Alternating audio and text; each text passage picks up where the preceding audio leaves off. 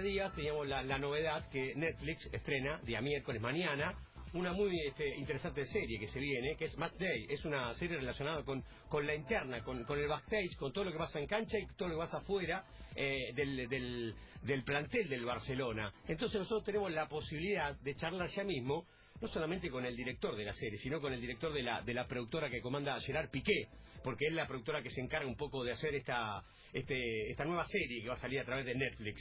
Hola, ¿cómo te va? Oriol Querol, somos Pablo González, Fernando Lavecchia, Delfina Querebosco. Buenas tardes para vos. Hola, ¿qué tal? Buenas tardes, buenos días para vosotros. ¿Cómo andas? ¿Bien? ¿Estás ansioso? Muy bien. ¿Estás contento? ¿Cómo estás pensando que mañana se estrena esto a través de Netflix? Contanos un poquito de qué va. Pues muy bien, sí, muy contentos. Yo y todo el equipo de que se estrene por fin en Latinoamérica. Ha tardado un poco respecto al estreno aquí en Europa, pero contento de que se estrene ya y de que podáis ver en toda Latinoamérica la serie, que bueno, como tú decías, es una serie que cuenta pues desde dentro toda la temporada pasada, temporada 2018-2019, Sí. del Fútbol Club Barcelona. Y bueno, eso es una serie que en realidad, a pesar de que cubre toda la temporada, el formato por el que nosotros apostamos fue el de que cada capítulo contara desde dentro un partido importante. Ah, mira. Cada capítulo lo que pretende es trasladar la sensación de todo lo que pasa más o menos en las 24 horas que rodean o que preceden a un gran partido de la temporada, ¿no? Entonces lo que hicimos fue escoger los que para nosotros eran los partidos más importantes del año y contar todo desde el punto de vista personal de los futbolistas, está en sus casas y con sus historias personales y con todos sus retos y ambiciones, y también evidentemente desde el punto de vista del equipo en el vestuario y del propio partido en sí, del fútbol. Está claro también que al tener a Piqué seguramente se abrieron algunas puertas, y eso es inevitable que te lo preguntemos, porque seguramente teniendo a Gerard Piqué en la productora debe ser más fácil también que muchos jugadores, porque vi imágenes, por ejemplo, de algún asado entre, creo que eran Luis Suárez, Jordi Alba, Messi, que debe ser difícil, obviamente, lograrlos. Nosotros sabemos muy bien de qué personajes estamos hablando. ¿Son 8 episodios, 8 capítulos? Son 8 capítulos, es una serie de 8 capítulos, un poco en la línea, aunque diferenciándonos de cosas que se habían hecho antes, como la serie All or Nothing, que aquí en Europa empezaron con el fútbol, con el Manchester City la temporada anterior. Y sí, contestándote lo que decías, evidentemente la presencia de Gerard Piqué es imprescindible, porque fue un poco el nexo de unión entre la plantilla, el club, la productora, bueno, los que creamos la serie. Y bueno, evidentemente a un nivel tan alto como es el del vestuario, como un equipo como el Barça, solo puede pasar seguramente una vez en una generación que se pueda hacer una serie de estas características, y es gracias a que haya un jugador que entienda este mundo del audiovisual y que sea capaz de convencer a sus compañeros, y sin Gerard pues no hubiese sido posible. ¿Qué es lo que vamos a ver? Además, vamos a ver entrevistas con los jugadores, vamos a ver mucha intimidad de vestuario, vamos a ver no solamente tramos de partido, sino también intimidad de los jugadores fuera de la cancha. Sí, la idea es ver los partidos. Evidentemente el fútbol tiene una parte importante. Lo que pasa es que lo que no queremos es mostrarte lo que ya viste por televisión cuando ocurrió el partido en concreto. Entonces nuestra idea, lo que tratamos con la serie, es mostrarte todo lo que no viste por televisión. Y lo que no viste incluye el vestuario por dentro, tanto en la previa como en la media parte, como en el postpartido, las arengas de Ernesto Valverde, que es el entrenador que había en ese momento, del propio Leo Messi, que es en su primer año como capitán. La serie es un retrato del primer año de Leo Messi como capitán del primer equipo del Barça, y es un año en el que él toma una responsabilidad de cara al grupo, y veréis en varios capítulos cómo se dirige a todo el grupo, cómo el grupo se calla para escuchar al capitán, pero a la vez, y esa es una de las novedades digamos de Match Day respecto a series anteriores que se habían hecho de este género, el acuerdo con los jugadores para hacer la serie conjuntamente lo que nos permite es acceder a bastante más allá, que es en sus vidas privadas. Comentabas tú antes, por ejemplo, el asado que hicimos en casa de Luis Suárez, al que invitó a Leo Messi y a Jordi Alba. ¿Quién hizo el asado, Oriol? Sí, perdón. ¿Quién hizo ese asado? ¿Quién fue el asador? El asado es todo, desde el principio hasta el final, obra de Luis Suárez. Muy bien. Él se encarga de... Bueno, de hecho, la carne creo que la llevó Leo Messi. Creo que llegó con la carne él, pero el resto es casa de Luis Suárez. Él lo cocina todo y veréis que incluso hasta casi se molesta si quieren ayudarle a hacerlo, porque él es el que sabe y el que ha invitado a los demás. Entonces el asado es un ejemplo, pero hay muchos más. Estamos en casa de varios de ellos y sobre todo un poco lo que intentamos es que retratar un aspecto concreto de su personaje que nos ayude a entender por qué en ese caso ese partido tan importante. El caso de Luis Suárez, por ejemplo, es un ejemplo muy bueno porque, bueno, no quiero hacer spoilers del primer capítulo, que tiene una historia muy bonita de Luis Suárez, pero bueno, es lo que hacemos en el primer capítulo, centrarnos en Luis Suárez, contarte de dónde viene, lo que le ha costado llegar hasta aquí, para que entiendas por qué ese partido, que en el primer capítulo es un Barça-Madrid, empezamos por todo de alto con un clásico, y por qué es tan importante para él. Pero a la vez, en ese capítulo 1 también nos centramos en Gerard Piqué, que tiene una historia completamente diferente, porque es alguien que sabe mejor que nadie lo que es un clásico, porque desde que tenía 8 o 9 años que está en el Barça y que ha vivido partidos como este, ¿no? Pues la idea es esa, un poco centrarnos en cada capítulo en uno o dos personajes y contar la historia a través de sus ojos. Ya contaste que son 8 capítulos. ¿Vos sabés cómo va a ser el formato? Si los va a subir completos Netflix, o será como lo que se está viendo últimamente de la historia de Chicago Bulls, The Last Dance, que suben 2 capítulos por semana. ¿Vos sabés eso? No lo sé, pero intuyo que lo van a subir de golpe. Yo creo que Ajá. no tendría mucho sentido. No lo sé, la verdad es que no me quiero meter en la estrategia que tenga Netflix ahí en Latinoamérica. Yo supongo que la van a subir de golpe. También lo que está pasando con Last Dance es poco habitual, pero también pasa porque han adelantado el estreno un mes y medio para poder aprovechar el confinamiento. Entonces supongo que no la tenían terminada y a medida que van terminando cada semana suben 2 capítulos. Pero Match Day está terminada. Okay. Yo recomiendo verla en orden. Pero si no se quiere ver en orden, no pasa nada. Los capítulos, insisto, cuentan la historia de un partido en sí mismo, que empieza y termina. Y lo que sí que avanzo y que mucha gente, de hecho, es uno de los grandes temas de esta serie, es que llega un capítulo que es el capítulo 7, que es el dedicado a lo que pasó en Anfield el año pasado. Es un capítulo muy bestia. Permíteme que te lo diga. O sea, sí, para aficionados del Barça, y hoy me incluyo, es un capítulo muy duro, pero yo creo que es el mejor capítulo de la serie. Es un capítulo diferente en el que contamos una historia completamente diferente a la de los otros capítulos y que, bueno, yo creo, a pesar de que mucha gente dice, ostras, yo soy muy del Barça, esto me duele, no lo voy a ver, a quien nos esté escuchando y quiera ver la serie le pido que no se lo salte, que lo vea, que sufra, pero que lo disfruten también desde el punto de vista de ver desde dentro una cosa tan extraordinaria. Antes de que te pregunte Delfina, que está preparada para preguntar también, te quiero decir algo de esto. Estás haciendo algo que está mal, Oriol, porque estás hablando bien de un hijo cuando tenés 8, ¿viste? Y vos no tenés que decir cuál es tu preferido. Para mí, Bueno, es que ¿sabes qué pasa? Es un hijo, pero es el hijo feo y todo el mundo está como muy nervioso por él cuando llega ese capítulo, pero yo de verdad es un capítulo en el que además no señalamos a nadie, o sea, no hay ni siquiera protagonista. Paradójicamente, el único capítulo que no tiene vidas privadas es el más intenso de todos. Y ya digo, todos tienen algo especial, y veréis capítulos que a lo mejor el rival no es tan espectacular como en el caso del capítulo 4 contra el Español, por ejemplo, pero es el capítulo en el que contamos la historia individual, yo creo que una de las más sorprendentes para quien no conozca el personaje, que es el caso de Ernesto Valverde, que es el retrato de una persona que sí fue jugador de fútbol, sí es entrenador del máximo nivel, pero él tiene otra vida, que es la de fotógrafo. Es una persona que tiene una vocación de fotógrafo y siempre la ha tenido, y con él contamos esa historia. Lo que quiero decir es que cada capítulo tiene su qué y su interés especial, pero que es verdad que el 7 es el que, bueno, tanto a los fans del Barça, porque les va a doler, como a los que no les guste el Barça para que lo puedan disfrutar, es un capítulo que yo recomiendo. Oriol, ¿con quién tuviste que hacer más tomas? Que se reía, que se distraía, que hacía cualquier cosa.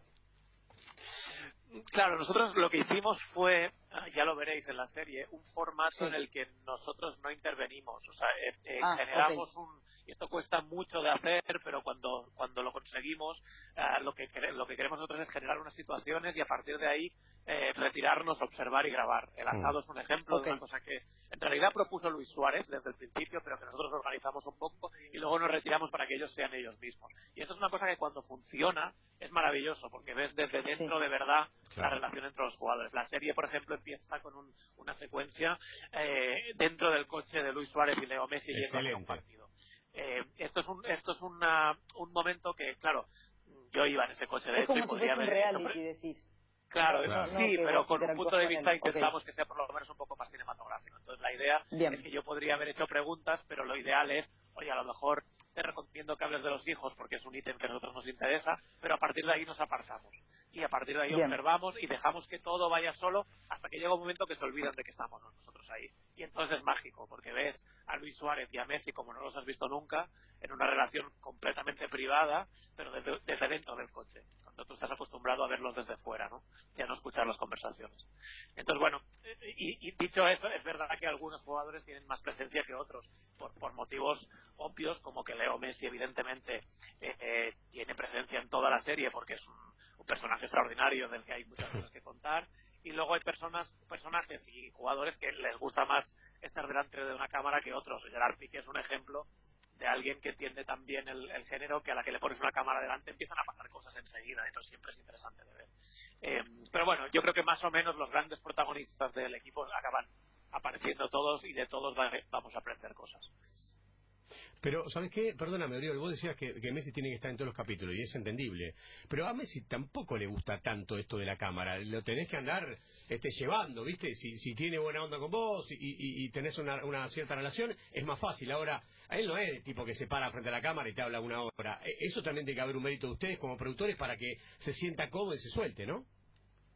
Sí, lo que pasa es que, mira, ves, justo con lo de Messi, digo que tiene mucha presencia, pero no necesariamente en acciones que hayamos organizado nosotros. Está en el asado, está en el coche, pero claro, es que Messi dentro del vestuario, insisto, siendo el primer año como capitán, es hipnótico. Yo recuerdo al principio, hace un año y medio, cuando empezábamos a grabar, las primeras veces que recibíamos el material después de un partido, nos estábamos a lo mejor 45 minutos viendo imágenes de un seguimiento, a lo mejor a Leo dentro del vestuario, sin editar, en bruto, y pensando, pero es que esto es una maravilla, porque nunca hemos entrado dentro del vestuario del Barça, ni muchísimo menos observando a Leo. Y yo creo que lo bueno que tiene Messi en esta serie es eso, el retrato del primer año en el que él tiene el peso de la capitanía. Y eso significa que antes de cada partido y muchas veces en la media parte hace discursos Leo Messi. Y uno de los más importantes, y no es por insistir en el capítulo 7, pero evidentemente es en Anfield y es en la final de la Copa del Rey, que son los dos partidos que se perdieron importantes el año pasado, en los que Messi en el vestuario da unos discursos que para mí son lo mejor de la serie por lo que tiene de excepcional. Hablabas de Jordan antes y de Last Dance. Claro, el ver desde dentro el trato, yo ayer vi los dos que colgaron. Hay un momento de diálogo entre él y creo que es Scottie Pippen en el banquillo. Claro, eso tiene un valor porque nunca lo has visto. Lo has visto muchas veces, pero no has escuchado lo que se dice. Pues, pero es que en el vestuario del Barça ni siquiera lo has visto nunca. Entonces, bueno, por eso digo que tiene presencia, porque a la mínima que Messi tiene un protagonismo en el vestuario, con un discurso, con una arenga, evidentemente la cámara se va con él y lo aguantas porque es hipnótico. Claro, son esos personajes que... Bueno, vos, Fernando, me estás viendo Last Dance y hay algunas imágenes, hay algunas cosas que te sorprenden. Creo que por ahí va también esta serie. Sí, es tremendo, es tremendo. Lo que pasa que además tiene el agregado de que al haber sido hace tantos años atrás en Chicago, uno encuentra testimonios y encuentra momentos de aquellos partidos que en los cuales el relato de los protagonistas se apoyan en los momentos y en los partidos y en la intimidad. Y vos decís, ¿de dónde sacaron esto? Es impresionante, claro. En este caso, lo de Barcelona es una historia más reciente, ¿no?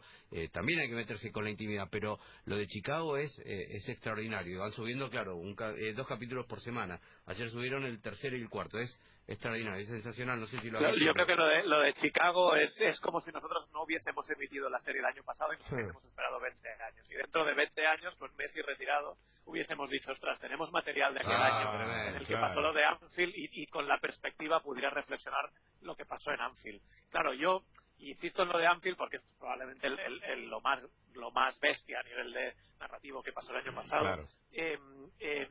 Lo que sí os puedo decir es que en Anfield, a pesar de que las semanas posteriores a eso aquí en Barcelona fue un funeral y los jugadores se encerraron en sus casas y lo cuentan en la serie. Es verdad que todos vinieron a Matchday a dar la cara y a contar cómo se sentían. Mira. Entonces es un valor diferente.